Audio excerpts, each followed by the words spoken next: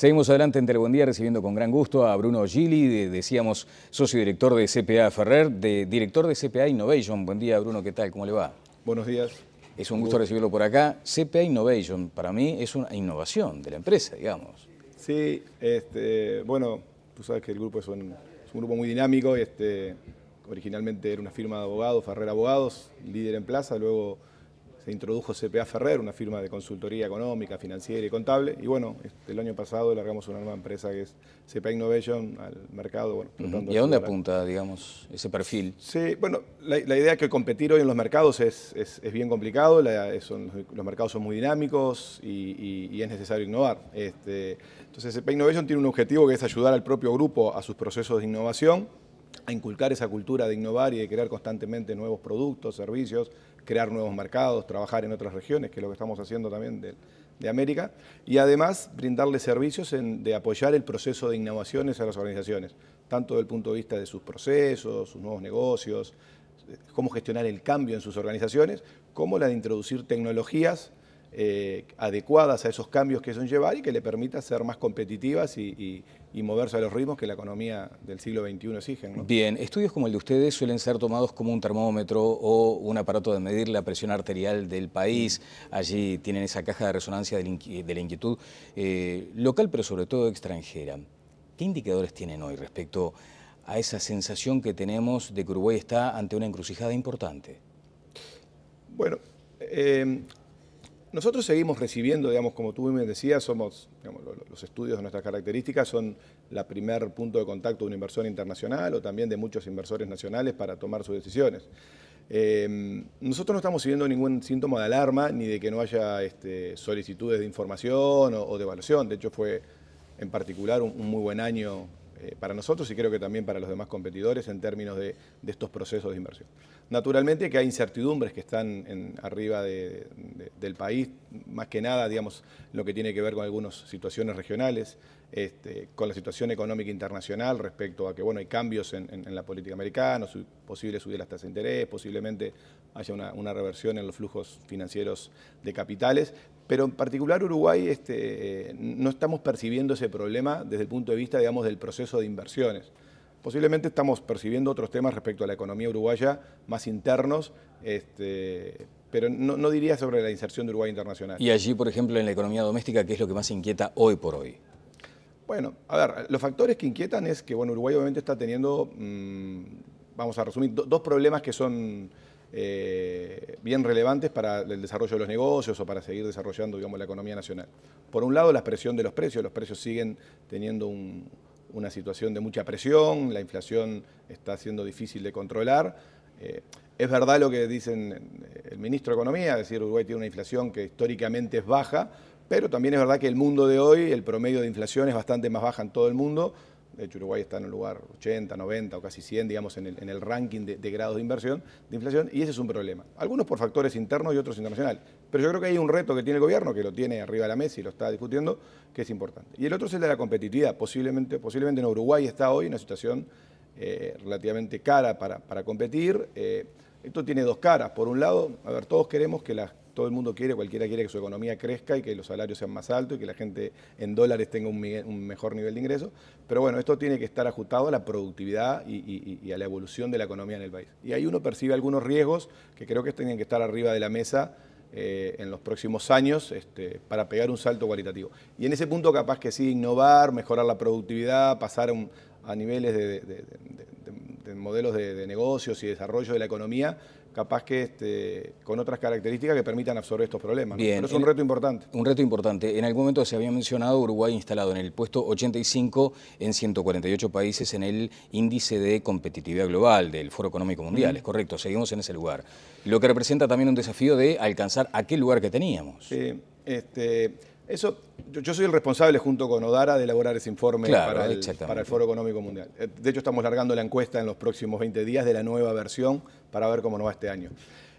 Hay una aclaración que es importante. Es verdad, caímos unos cuantos puntos, muchos tienen que ver con algunos problemas vinculados a estas cosas que estábamos hablando, algunos datos duros y en particular otros más vinculados a temas más blandos, como bueno, en qué lugar estamos en procesos de innovación, nuestra infraestructura, nuestro proceso educativo, etc. Hay algunos aspectos que son relevantes. La eficiencia de muchos de nuestros mercados, por ejemplo, el mercado laboral, vinculado a lo que estamos charlando ahora, sí, hace que hayamos perdido algunos puntos.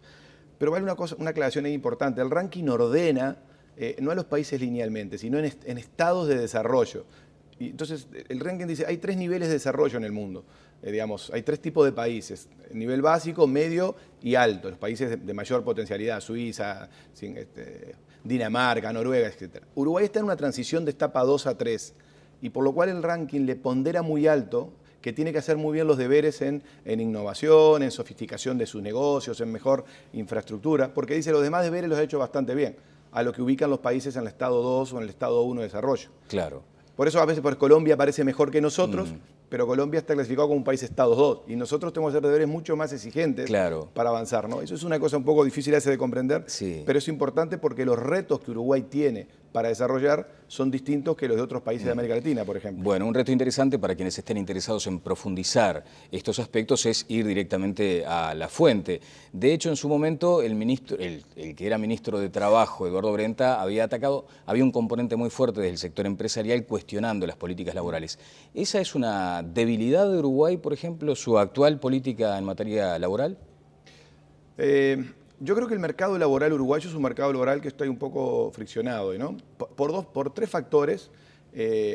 Uno que tiene que ver con los procesos regulatorios que hicieron para, digamos, hacer que el mercado laboral funcionara con determinadas características de protección al mundo del trabajo, que era algo esperable si ganaba un gobierno del Frente Amplio, que posiblemente hoy está llegando a un extremo, digamos, de rigidez que está aumentando, digamos, los costos del sistema laboral, a la vez que la productividad no está tal vez al nivel que uno desearía. Por otro lado, también es verdad que el pleno empleo, la economía, produce naturalmente. O sea, seguramente si no hubiera habido consejo de salario, a una economía dinámica como la que hubo estos años en pleno empleo, los salarios hubiesen subido también. Capaz que el tercer nivel, más difícil de resolver del mercado laboral uruguayo hoy, si quiero seguir avanzando en esta etapa de desarrollo, es nuestra carencia del sistema educativo. Es decir, Uruguay no está produciendo la cantidad suficiente de personas capacitadas para pegar un salto en el valor agregado de nuestros modelos de negocio, de nuestra capacidad de producir bienes y servicios para el mundo.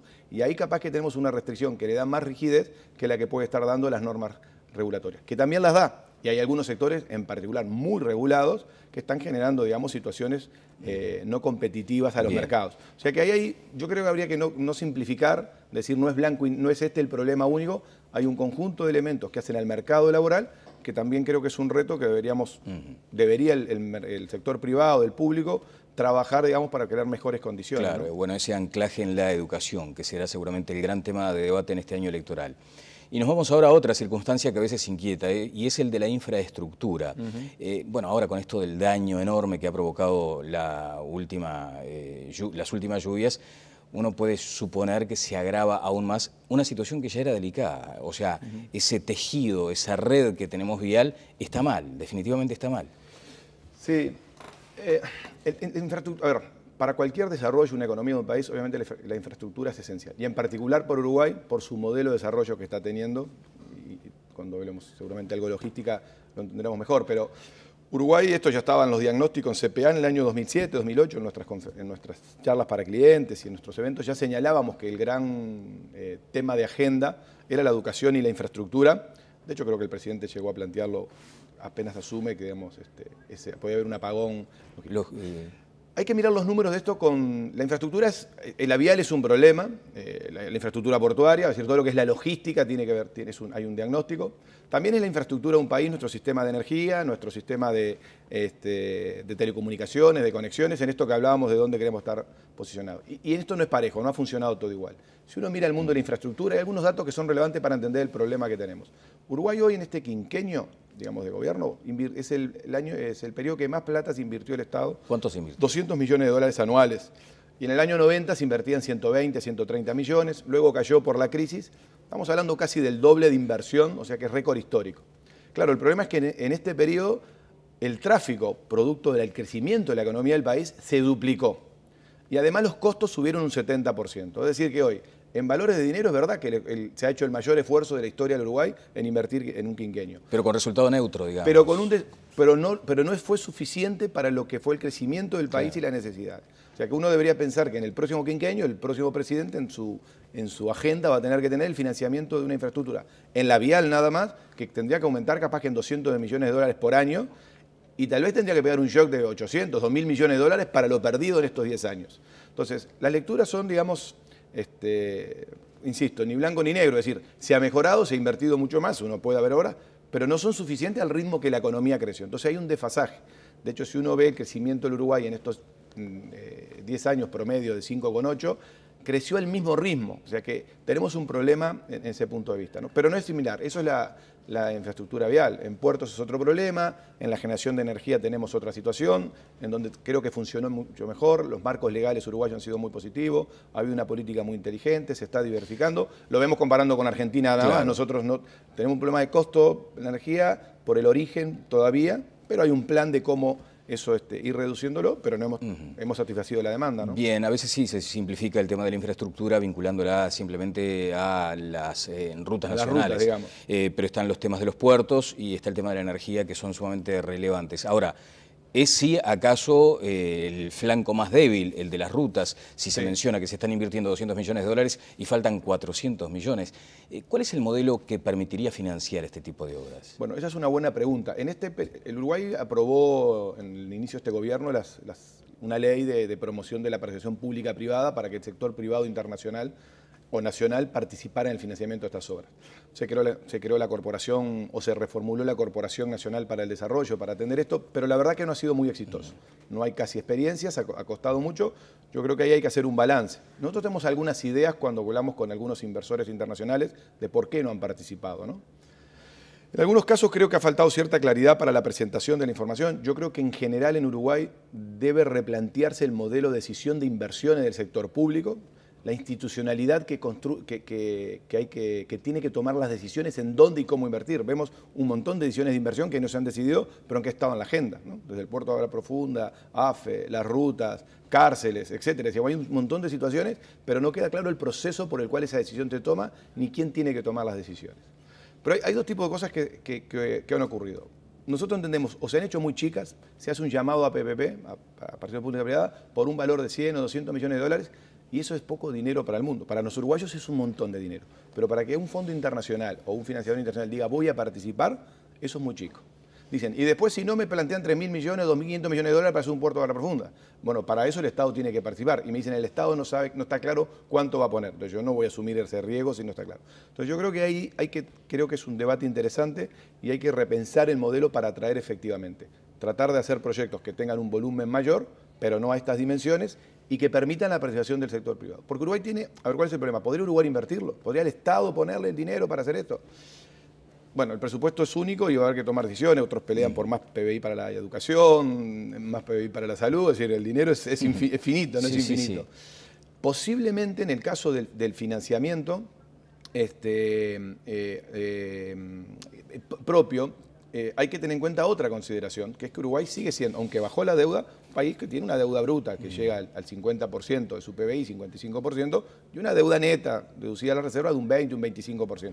Todavía es algo. O sea, Uruguay recién logró el investment grade, tenemos una deuda mucho más diversificada en moneda nacional y extranjera, pero sigue siendo alta, y un país con un déficit del 2, el 2,5, es decir, la capacidad del Estado está arriba. Así que yo creo que tiene un reto los gobiernos del próximo quinquenio en intentar canalizar fondos para esto, pero bueno, creo que vas a tener que hacerlo, ¿no? Bueno, si no quiere bloquear el proceso de desarrollo. Claro, vamos a detenernos luego en la logística, efectivamente, pero antes me gustaría quedarme con un comentario. Tú mencionabas la ausencia de un ferrocarril que tenga ese vigor necesario para un país en desarrollo, las dificultades de conectividad, más allá de que están aparentemente recuperadas las grandes líneas aéreas, todavía sigue siendo un problema lo de Pluna. A esto se le suma lo de las rutas y en el medio el debate sobre un megaproyecto como el de Aratiri. ¿Son compatibles estas cuestiones con esa aparente multiplicidad de ventanillas que tú mencionas? A ver, Uruguay, ¿cuál es el problema logístico? ¿Qué produce el problema logístico? No somos los uruguayos yendo a hacer turismo el problema logístico. Lo produce que el crecimiento de la producción agropecuaria fundamentalmente y forestal, y si se agregara la minera, produce, digamos, un incremento por 3 o por 4 de lo que es el movimiento de mercadería por el país, y por lo cual uno tiene que construir la logística para que esto salga. O sea que tiene que ser viable, o sea, no vamos a decir que no vamos a hacer la producción. De hecho, Uruguay podría ser una instancia regional para captar, y lo está haciendo, de Argentina o de Paraguay o del sur de Brasil. O sea que eso hay que construirlo. El cómo hacer, en qué invertirlo, creo que hay dudas. Tú decías, SAF, el ferrocarril. Bueno, yo creo que es un debate, digamos, el ferrocarril. Uruguay es un país con situación, distancias muy chicas, tiene el río Uruguay para movilizar también mercadería. Es un debate interesante, porque al final, digamos, yo creo que tampoco puede ser solo capricho de por qué no ocurre lo de solo ineficiencia o incapacidad de tomar decisiones. Yo creo que es una decisión difícil. Hay que pensarlo. Yo creo que lo que necesitaríamos es mucha más información para tomar esa decisión. Pero el proceso de mover esa mercadería, o ya sea vial, o vía ferrocarril, o vía fluvial, que también podría resolverse, hay que tomar la decisión. Y en ese caso sí creo que la institucionalidad del Uruguay, o sea, los lugares en donde hay que tomar las decisiones, va a tener que ser mucho más claro en el futuro para que los agentes puedan acercarse. Porque lo que sí nos pasa, y ahí, volviendo a la primera pregunta, es cuando tenemos que responderle a un inversor internacional o a una gran empresa, ¿cuáles son las oportunidades de Uruguay? Y estamos teniendo problemas para decirle esto va por tal lado, o este es el camino que se va a tomar, y por lo cual por aquí ustedes pueden estar viendo oportunidades y empezar a pensar cómo financiarlo, cómo hacerlo. Así que tal vez perdimos mucho tiempo en decidir, digamos, cuál es el modelo logístico o el modelo de transporte que Uruguay tiene que tener y poner las baterías en ese camino, ¿no? Bueno, ese hub logístico que se mencionó como posibilidad para Uruguay, ¿es posible hoy, sobre todo cuando hay dos conceptos asociados casi indisolublemente, que son Mercosur y crisis, por ejemplo? Sí.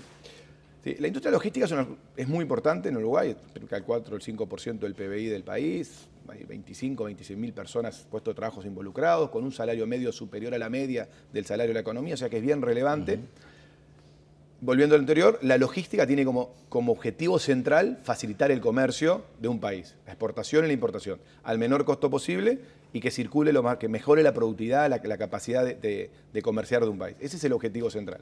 Uruguay, por su ubicación geográfica, por su sistema jurídico, por un proceso muy interesante que Uruguay tuvo de votar leyes, la ley de zona franca, la ley de puertos libres, construyendo la institucionalidad como Nilanok, una comunidad portuaria muy profesional, muy emprendedora, con agentes nacionales e internacionales de primer nivel, ha logrado captar un negocio logístico, que es lo que se conoce como el hub logístico, es decir, mercadería que circula por la región, pero que no es exportación de Uruguay ni importación de Uruguay. De hecho, la mitad del movimiento del puerto de Montevideo es producto de movimientos, en realidad, de Argentina o del Mercosur, que se hace el transbordo y de aquí sale para esta zona, pero que no es mercadería que circuló producida por Uruguay o importada por Uruguay. Esto es muy relevante.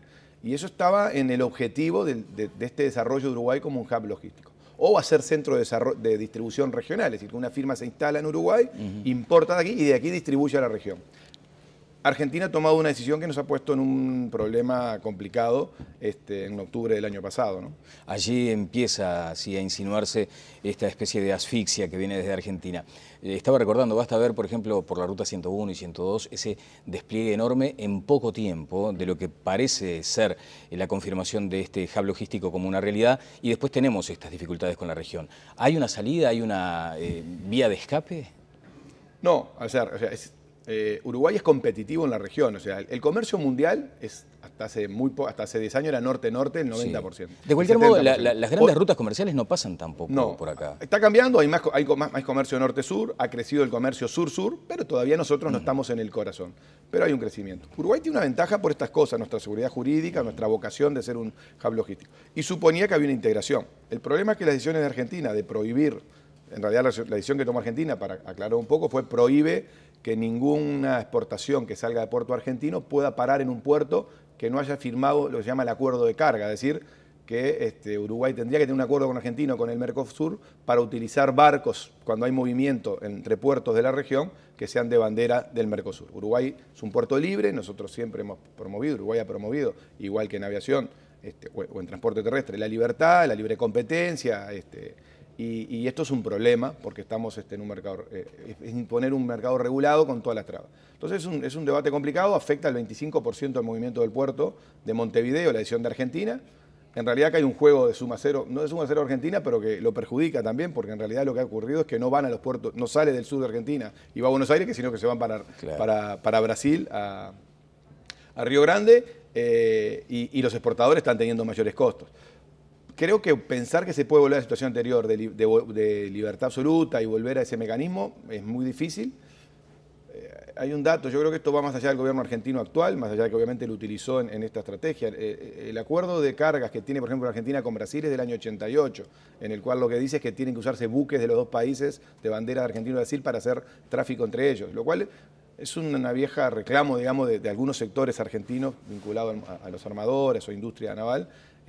Así que es una negociación complicada y de difícil pronóstico. Bueno, vamos a esperar lo que suceda allí, porque además ahora el propio Mercosur está embarcado en varias negociaciones, digamos, simultáneas, ¿no? Si nos vamos con China, con la Unión Europea, una zona de libre comercio con China, o este acuerdo con la Unión Europea bastante dilatado, o la Alianza del Pacífico, ¿no? Allí hay otra oportunidad. ¿Hay, desde tu punto de vista, como una especie de posibilidad mayor? A ver, yo creo que Uruguay es un país que tiene un país abierto y un país que se conecta con el mundo, y el Mercosur es una plataforma para eso. No lo ha sido un problema. No prevemos, ni preveo en el particular, que avance sustantivos en esto en el entorno del Mercosur. Creo que la Alianza del Pacífico muestra un camino de cómo hay que ir. El comercio internacional va hacia creciendo sur-sur, pero vinculado al mundo, a Oceanía. El Mercosur no termina de resolver con Europa si firma. Brasil parecería que está más interesado que Argentina, pero tenemos un problema serio y eso a Uruguay lo perjudica, y en términos de oportunidad de negocio es un problema serio que tenemos. Esperemos. Las últimas noticias no son muy promisorias. De hecho, el acuerdo, por ejemplo, no acaban de acordar que vamos a hacer una comisión para discutir y la prioridad fue el dragado de Uruguay. La verdad que el dragado de Uruguay por Uruguay de prioridad no tiene nada. O sea, la prioridad sería el Martín García, aumentar los acuerdos, permitir instalación de otros depósitos en Colonia. Es decir, hay muchas otras prioridades que están por encima de esto.